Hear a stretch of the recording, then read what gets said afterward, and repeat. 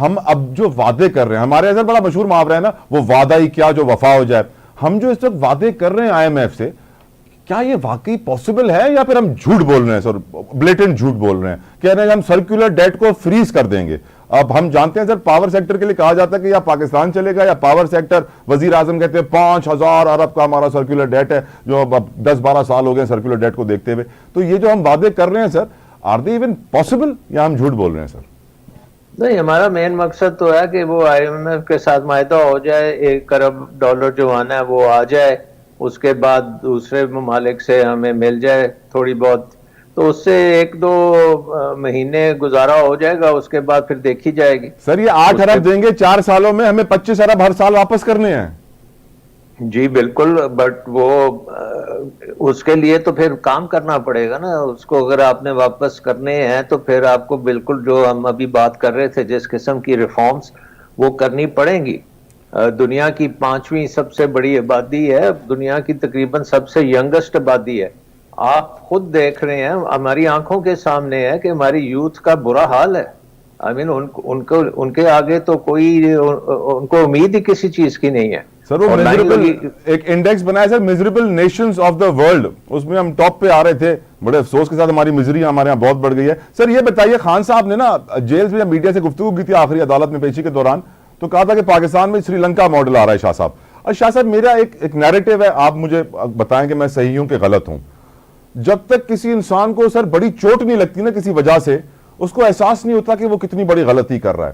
ہم جب تک سر ڈیفالٹ ہوں گے نہیں, تب تک ہمیں احساس نہیں ہوگا کہ ڈیفالٹ ہونا کیا ہوتا ہے, اس کا درد کتنا برداشت کرنا پڑتا ہے.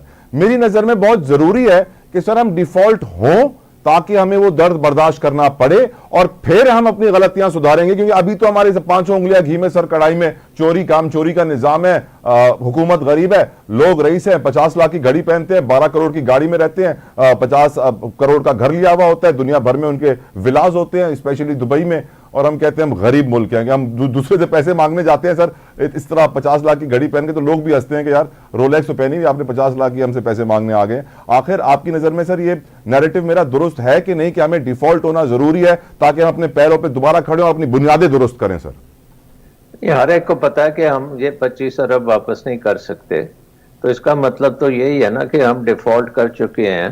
اور اگر ہم دانشمند لوگ ہوتے تو ہم اپنی اصلاح کر لیتے. ہم تو لگے ہوئے ہیں نا کہ کسی طریقے سے ہم بیل آؤٹ ہو جائیں اور 1-2 اور برس اسی طرح گزار لیں.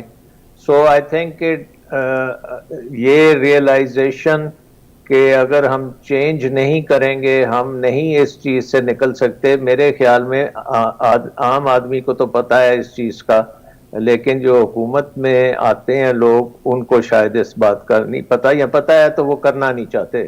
ولنگنیس نہیں ہے to do all the tough things.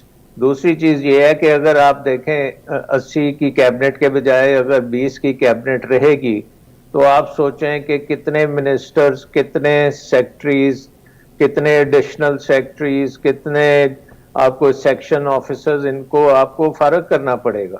اور یہی ضرورت ہے اس وقت اکانومی کی. آپ کی جو حکومت کا بوجھ ہے اس کو آپ کو سلیش کرنا پڑے گا, اور پھر آپ کو کام جو ہے عوام سے کروانا پڑے گا کہ وہ کریں, اور اسی کے بیسس کے اوپر بزنس بھی چلے, اسی کی بیسس کے اوپر ویلتھ جنریشن ہو. وہ انوائرمنٹ آپ کو کریٹ کرنی پڑے گی.